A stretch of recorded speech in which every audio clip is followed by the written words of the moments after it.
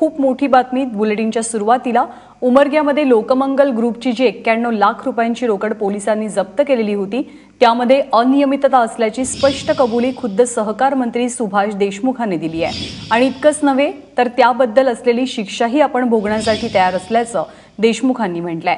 16 नोव्हेंबरला उमरग्यामध्ये पोलिसांनी लोकमंगलची 91 लाखांची रोकड जप्त केली, ज्यामध्ये सगळ्या नोटा या 1500च्या होत्या।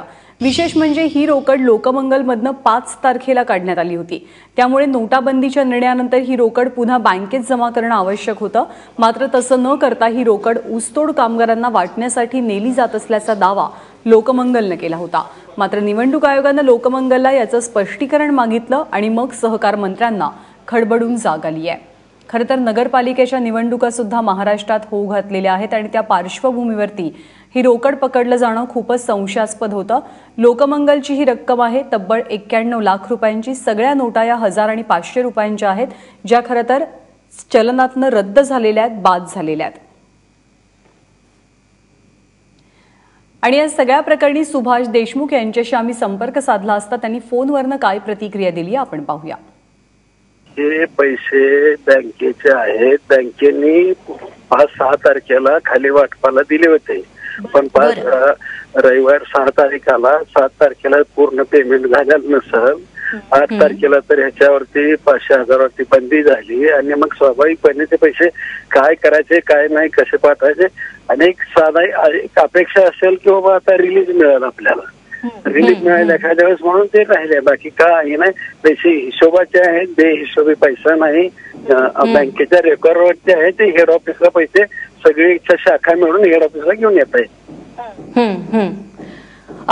देशमुख जी, राहुल कुलकर्णी आमचे प्रतिनिधी फोनवरून आपल्यासोबत आहेत, ते तुम्हाला प्रश्न विचारतील। राहुल देशमुख साहेब, मला हे पूर्ण मान्य आहे की तुम्ही सहकार मंत्री आहात, तर छोट्या छोट्या गोष्टीकडे तुमचं कदाचित लक्ष नसेल, परंतु हे कसं शक्य आहे की पैसे पकडल्यानंतर तब्बल 23 तास तुमच्या लोकमंगल मल्टीस्टेटला खुलासा करायला लागले, त्यामुळे गोंधळाचं वातावरण आणि संशय सुद्धा वाढलाय। मी मान्य करतोय, एक स्टाफ तेवढा म्हणजे क्षमतेचा नसणार, त्याच्या बरोबर झालेला असतं, त्याच्या मर्यादा असतील एखाद्या समजून सांगण्याच्या, कायद्याच्या भागाच्या।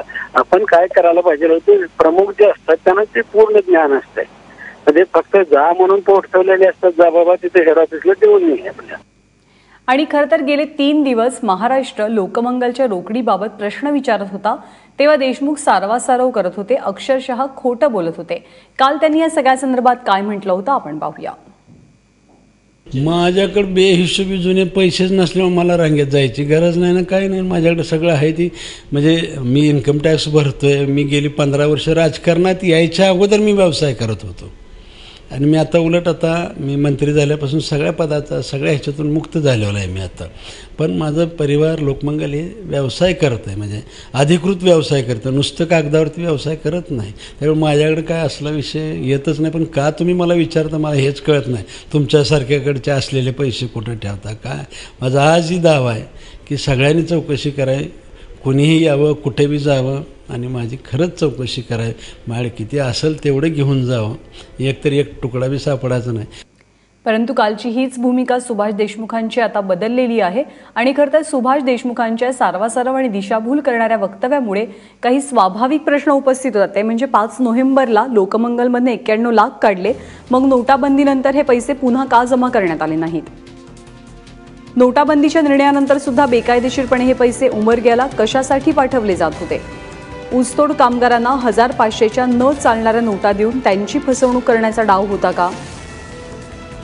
लोकमंगलमधनं काढलेले 91 लाख रुपये नगरपालिका निवडणुकीमध्ये वाटण्यासाठी देण्यात आले होते का? हाही एक महत्त्वाचा सवाल। 91 लाखांची रोकड कायदेशीर होती, तर मग स्पष्टीकरण देण्यासाठी 3 दिवस का लागले सहकार मंत्र्यांना?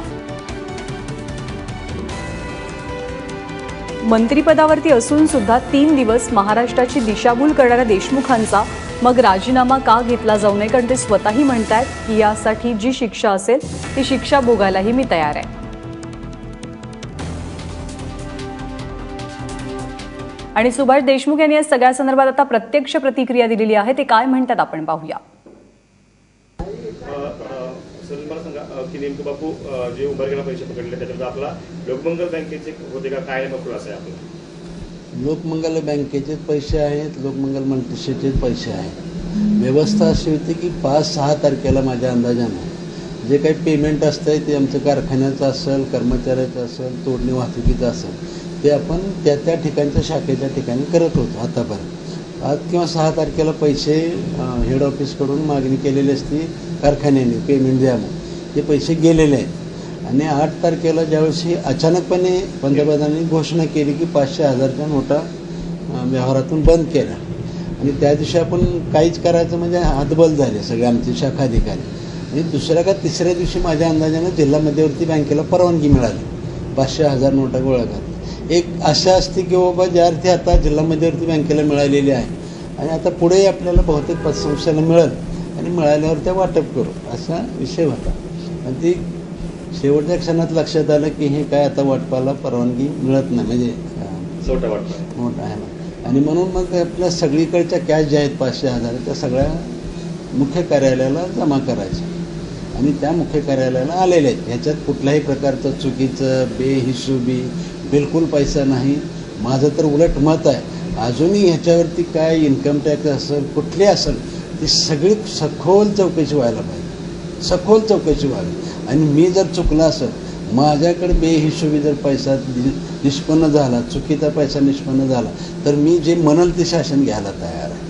निवडणूक आयोगाने 2 प्रश्न उपस्थित केले की 8 तारखेनंतर 8 दिवस रक्कम ठेवण्याचं कारण काय? ठेवण्याचं एकच की आशा, मी मान्य करतो की आशावादी की बाबा हे व्यवहारात येतील, कारण जिल्हा मध्यवर्ती बँकेला ज्या अर्थी परवानगी दिली त्या आपल्याला वाटत नव्हतं, परंतु ज्या अर्थी वाटा लागलं की 2-4 दिवसात होऊ शकत नाही आणि त्याच्यामुळे थोडासा वेळ झाला आहे. मी व्यवहार करत असताना म्हणजे सुदैवानं 20 वर्ष झाले मी व्यवहार करतो. ह्या राजकारणातून मी व्यवसाय करत नाही, परंतु व्यवसायातून राजकारणात आलेलो आहे आणि त्याच्यामुळे व्यवसायातले सगळ्या गोष्टी माहिती आहेत. आणि व्यवसाय करत असताना कुठलंही काम करत असताना चुकीचं होणार नाही, परंतु अनियमितता नक्की होत असेल. एखाद्या वेळेस चुकीचं अनियमितता झाली असेल, म्हणजे अनेक गोष्टीच्या अनियमितता होत असेल, पण अनियमिततेला काय शासन आहे ते मी भोगायला तयार आहे. पण ह्याच्यात चुकीचे पैसे, बेहिशोबी पैसे, कुठलं तरी कुणीतरी म्हणतं की निवडणुकीचे पैसा, बिलकुल नाही. निवडणुकीचा पैसा वगैरे ह्याच्यात काही शंका नाही. आणि या उपर बँकिंगच्या मध्ये सुद्धा विचार करा.